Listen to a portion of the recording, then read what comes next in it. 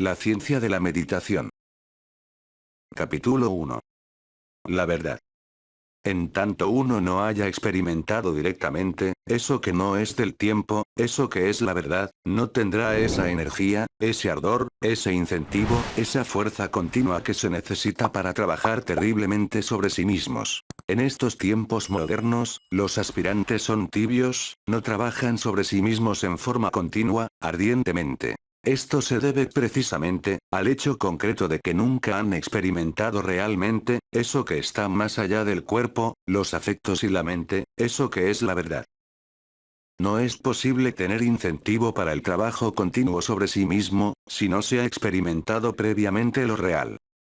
Eso que uno siente en lo más hondo de su propio ser, es lo único que puede experimentar directamente, aquello que no es del tiempo. Eso que está de este lado del río, por aquí en el valle del Samsara, es lo que sufre. Aquello que está al otro lado del río, es eso que no es del tiempo. Eso es eso, y tú no lo conoces. El ser del ser, está más allá del yo, en el jardín del amor, en eso que no es del tiempo. El ser del ser, está muy lejos del cuerpo, de los afectos y de la mente. Nosotros, los hermanos de servicio, sufrimos mucho por estos pobres humanoides que viven en este valle de amarguras, queremos llevárnoslos al otro lado del río. Solo el cuerpo de transformación, el Nirmanakaya, puede prepararnos para la experiencia continua de eso que no es del tiempo. El cuerpo de Nirmanakaya, se recibe cuando uno renuncia al nirvana, por amor a la humanidad. Más hay que crearlos en la novena esfera, tú lo sabes. El cuerpo de Nirmanakaya, solo lo poseen los bodhisattvas de compasión, esos que renunciaron a la felicidad, por amor a la humanidad doliente. Solo el cuerpo de Nirmanakaya, o cuerpo de transformación, nos convierte en seres capaces de experimentar continuamente lo real. Muchos entenderán estas líneas con el intelecto, mas no son conscientes de estas enseñanzas, porque no las han experimentado directamente. Esas personas no saben qué es la verdad, porque no la han visto, porque no la han experimentado, porque no están conscientes de ella. La verdad, es lo desconocido de instante en instante. La verdad, es eso que es siempre nuevo. La verdad, es lo atemporal. Lo que uno siente en su corazón, el dolor que un instante dado le aflige, tiene su raíz en el tiempo. Al otro lado del río, está siempre aquello que nada tiene que ver con el tiempo. La plenitud real, la auténtica felicidad, se encuentra al otro lado del río. Las familias, surgen en el tiempo, se pierden en el tiempo, son siempre subjetivas, inconscientes, y sufren mucho. Los grupos humanos, aparecen y desaparecen en el tiempo, son muertos que viven. Esas sombras del pasado, son fantasmas que lloran, y que a través del callejón del presente, se proyectan hacia el futuro. Sombras del ayer, proyectándose en el futuro a través del callejón del presente. Entre esas sombras del tiempo, existen muchos conflictos. Conflictos subjetivos de los grupos que lloran, tú lo sabes. Pobres seres inconscientes, que aparecen y desaparecen como fantasmas en el tiempo. Lo que está tras de nosotros mismos en lo interior de lo interior, es el ser. Solo el ser del ser, puede experimentar directamente la verdad. El mí mismo, está de este lado del río. El ser, está del otro lado del río. El mí mismo, es lo que nada vale. Lo perecedero. El ser, es lo imperecedero, eso que es siempre nuevo. El mí mismo, es lo complicado, inconsciente y doloroso. El ser, es lo simple, feliz y consciente. El mí mismo, es un nudo que hay que desatar. El ser, es plenitud perfecta. Las diversas circunstancias dolorosas de la vida, nunca podrían existir más allá del tiempo. Sentir uno lo que uno debe sentir, lo que nadie entiende, lo que ignora el que siente, lo que no vale la pena sentir, es en realidad estar despierto. Tras el sentimiento que uno considera tan real, existe otro sentimiento que la gente no entiende. Más allá de la luz, existe la luz de la luz. Más allá de la inteligencia, existe la inteligencia de la inteligencia, más allá del fuego, existe el fuego del fuego. Solo el grado más alto de la intuición prajna paramita puede experimentar directamente eso que se llama sunyata. Todo bodhisattva poseedor del glorioso cuerpo del Nirmanakaya ha experimentado alguna vez en forma directa el vacío iluminador, el sunyata. Capítulo 2. La talidad. Mucho más allá del vacío iluminador, y de la maquinaria de la relatividad, existe la talidad, esto es, la totalidad. El vacío iluminador, es el vestíbulo de la talidad. Quien experimenta el vacío iluminador, si no regresa aterrorizado, entra en la talidad. Retrocede el místico aterrorizado ante el vacío iluminador, cuando jamás ha pasado por la aniquilación budista. En el océano de la luz increada, el no ser, es el real ser. Se es realmente lo que uno cree que no es. Ser algo que uno cree que no es ser realmente. Si todas las cosas se reducen a ¿la unidad a qué se reduce? Incuestionablemente, la unidad se reduce a todas las cosas. Decir esto en forma enfática, resulta cosa fácil, comprenderlo, es un poco más difícil, mas no imposible. Sentirlo, experimentarlo directamente, vivenciarlo, es casi imposible. Quienes alguna vez han pasado por tal experiencia mística, saben lo que es el vacío iluminador. Solo esos, los pocos, conocen directamente eso que está más allá del cuerpo, los afectos y la mente, eso que es la verdad. Afirmar intelectualmente que somos el árbol, el pájaro que vuela, el pez, el sol, los soles, resulta muy fácil. Identificarnos con el árbol, con el pájaro, con el pez, con el sol, con los soles, en estado de éxtasis, y luego sentirnos siendo todo eso, resulta muy sencillo, y al alcance de cualquier místico iluminado, es sencillísimo. Ser realmente el árbol, el pájaro, el pez, el sol, los soles, resulta casi imposible, es sunyata, la experiencia del vacío iluminador. Para comprensión de nuestros lectores diremos, que una cosa es identificarse con el árbol, y otra muy distinta, ser el árbol. En sunyata, experiencia directa del vacío iluminador, se es realmente el árbol, el pájaro, el pez, el sol, los soles, el mundo, los mundos, todo lo que es, ha sido, y será. Cuando se tiene ego, la esencia regresa como la lámpara de Aladino a la botella, al interior del ego. Así se pierde el sunyata, la experiencia mística de lo real. Es precisamente en sunyata, cuando se experimenta directamente eso que es la verdad. La esencia en sunyata, se mueve libremente en el seno del vacío iluminador. La gota se sumerge entre el océano de aquello que nadie entiende. Lo que es, realmente nunca es entendido por aquellos que viven en el tiempo. Eso que experimenta la esencia, aterroriza espantosamente al ego, ser todo y no ser alguien, resulta espantoso para quienes retroceden en la aniquilación budista. La auténtica felicidad del ser, horroriza al ego. En sunyata, existe un elemento que transforma radicalmente. Quien alguna vez ha experimentado el sunyata, trabajará intensivamente sobre sí mismo, sin desmayar jamás. En el vacío iluminador, se siente lo que nunca se puede expresar con palabras. Eso que se siente en el ser, causa dolor al ego. El ser y el ego, son incompatibles. Son como el agua y el aceite, nunca se pueden mezclar. En sunyata, la gota se diluye más y más entre el gran océano. Se extiende terriblemente. ¿A dónde nos llevará? Aúlla el huracán entre las gargantas de las montañas, el mar azota la playa, se estremece la tierra en sus intimidades. Todo esto, no son sino incidentes pasajeros, vanos aleteos, ligeras vibraciones que se pierden entre eso que está más allá del cuerpo, los afectos y la mente. En el gran océano se diluye la conciencia, extendiéndose aterradoramente. Es río, es mar, y mucho más que todo eso. Toda esa profundidad, es terriblemente divina. Océanos sin orillas. Los dioses son tan solo olas de luz, entre el océano profundo de eso que no tiene nombre. La conciencia superlativa del ser, se extiende, se amplía aterradoramente, y presiente que al fin ha de perderse en algo aún más profundo. Si el ego no existiera, toda posibilidad de terror sería algo más que imposible. Desgraciadamente el ego, aún existe, y teme a la aniquilación budista. Es precisamente el mí mismo, quien transmite su pérfida vibración a la conciencia superlativa del ser. Entonces el místico exclama, ¿y yo, entonces? ¿Qué será de mí? Teme el místico dejar de existir. Se horroriza. Sabe que ha de perderse en la talidad, la totalidad. Así es como se pierde el satori, el éxtasis, el samadhi, y se vuelve al interior del mí mismo. Cuán pocos resisten con éxito el sunyata budista. En realidad, la talidad está mucho más allá del universo de la relatividad. Incuestionablemente, la talidad está también muchísimo más allá del vacío iluminador.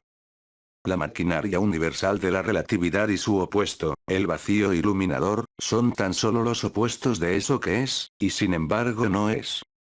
La talidad, es la síntesis de esos opuestos, aquello que existe más allá de toda posible existencia.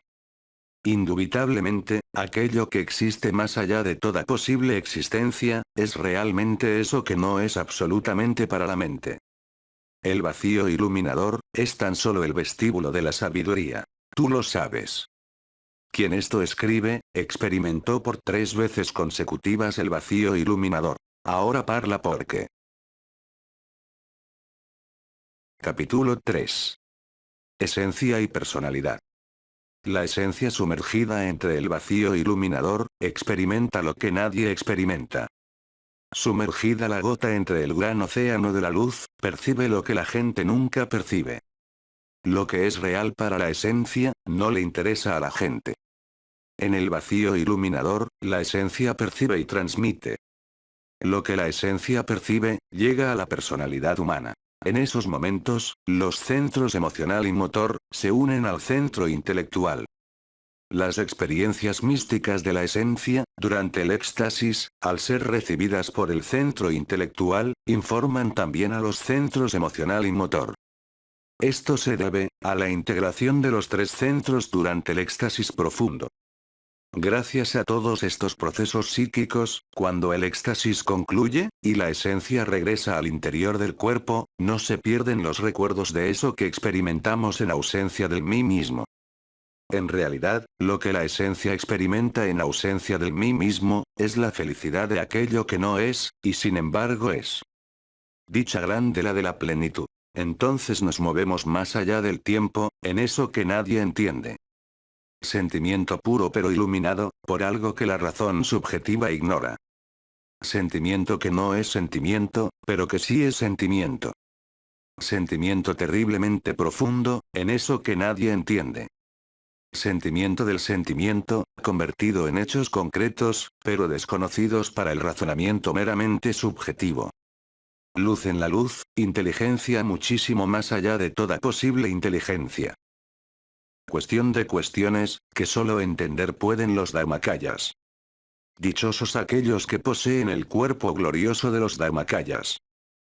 Esos seres perfectos, se mueven exactamente más allá del bien y del mal. Dichosas criaturas esas, que vestidas con el cuerpo esencia del ser, moran en la zona geométrica existente, entre el universo de la relatividad y el vacío iluminador. Escrito está en el libro de la vida, que los dharmakayas de la gran ley, han de pasar previamente por el estado de Sambhogakaya. Aquellos que se mueven en todas las regiones del universo, antes de su liberación final, son dichosos con el cuerpo de disfrute, el maravilloso vehículo de Sambhogakaya. Indubitablemente, antes de recibir la portería del universo, debemos arreglar cuentas con la tesorería, un poco más allá de la Eón 13, tú lo sabes. Los dharmakayas, con el cuerpo esencia, o cuerpo ley, después de arreglar cuentas en la tesorería, se sumergen en el vacío iluminador, y posteriormente ingresan a la talidad. Capítulo 4. La relajación. Acuéstese el asceta gnóstico en decúbito dorsal, boca arriba, con la cabeza hacia el oriente. Puede acostarse en su lecho, o en la perfumada tierra, o donde quiera. Delicioso acostarse a meditar, en los floridos campos, o entre ese rumor encantador de los pinares solariegos, donde las aves cantan. También puede el asceta gnóstico, acostarse sobre las rocas de las montañas, o en los acantilados del borrascoso Ponto. Las rocas amigas, brindan consuelo a los ascetas gnósticos. Colocad vuestro cuerpo, ya en forma de una hermosa estrella de 5 puntas, ya en forma de hombre muerto, escoged la figura. La pentalfa, resulta profundamente esotérica. Ella puede defenderos de los ataques de los tenebrosos. La posición de hombre muerto, es profundamente significativa. La muerte es la corona de todos, tú lo sabes.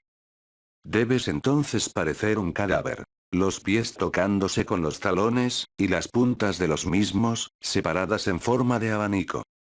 A lo largo del cuerpo, se extienden los brazos de cadáver. Respirad ahora como respiran los niños recién nacidos. Observad a los pequeños, poned atención en su forma de respiración, imitadlos durante la meditación. Cuán bellos son los niños recién nacidos. Su respiración es ciertamente, la del alma del mundo. El olor de las criaturas recién nacidas, resulta silvestre, sabe a bosque, a montaña, tiene un no sé qué. En las inocentes criaturas, solo se manifiesta la esencia pura e inefable. Ahora podemos explicarnos por sí mismos, el motivo fundamental por el cual los recién nacidos, son autoconscientes. Sin embargo, las gentes mayores con mucha autosuficiencia, suponen que el recién nacido es inconsciente. Observad a los niños recién nacidos. Sus cuerpecillos en la cuna, relajados, tienen un aspecto inefable. Imitad a las criaturas recién nacidas, relajad vuestro cuerpo como los niños lo relajan. Que ningún músculo quede en tensión, las piernas y los brazos de las criaturas recién nacidas, parecen de seda. Duermen los niños recién nacidos, deliciosamente entre sus cunas felices y sin problemas de ninguna especie. Imitad a los niños inocentes durante la meditación interior profunda. Reconquistad la infancia en la mente y el corazón. Capítulo 5. Relajación de la mente. Vivid de instante en instante, de momento en momento, sin el doloroso peso del pasado, sin preocupaciones por el futuro. Relajad la mente. Vaciadla de toda clase de pensamientos, deseos, pasiones, etc. No aceptéis dentro de tu mente ningún pensamiento. Antes que la llama de oro pueda arder con luz serena, la lámpara debe estar bien cuidada al abrigo de todo viento. Los pensamientos terrenales, deben caer muertos a las puertas del templo. La mente debe estar quieta, por dentro, por fuera y en el centro. Así en meditación profunda y con la mente relajada, experimentaréis lo real. Entregaos a vuestro Dios interior profundo, olvidaos completamente de la mundanalidad. Durante la meditación, mantened los párpados cerrados. Que vuestro vehículo físico se adormezca deliciosamente. La meditación sin sueño, destruye el cerebro y daña la mente. La meditación profunda, debidamente combinada con el sueño, conduce al éxtasis, al samadhi. Combinad sueño con meditación, en proporciones armoniosas. Nunca olvidéis la ley de la balanza. Necesitáis realmente de un 50% de sueño, y de un 50% de meditación. Practicad la meditación cuando os sintáis predispuestos al sueño normal. El panadero que quiere preparar pan, deberá saber combinar las diversas cantidades de agua y harina. Si pone más agua que harina, no le resultará el pan al panadero. Si pone mucha harina, y poco agua, tampoco resultará el pan al panadero. En forma similar es el proceso de la meditación. Si ponemos más sueño que meditación, caeremos en la inconsciencia. Si ponemos más meditación que sueño, arruinaremos la mente y el cerebro. Empero, si sabemos combinar armoniosamente, sueño y meditación, lograremos eso que se llama samadhi, éxtasis. Quienes pretenden meditar, eliminando radicalmente el sueño, se parecen a aquel que intenta poner el automóvil en marcha, haciendo presión violenta sobre los frenos. Otro ejemplo os permitirá aclarar mejor todo esto. Imaginad por un momento a un jinete sobre su cabalgadura. Si el jinete quiere poner en marcha al caballo, deberá aflojar las riendas. Mas si en vez de hacer esto, jala las riendas, a tiempo que hiere a la bestia con las espuelas, entonces habrá algo absurdo, el pobre animal entrará en desasosiego. se parará sobre sus patas, relinchará, y hasta arrojará con violencia al jinete.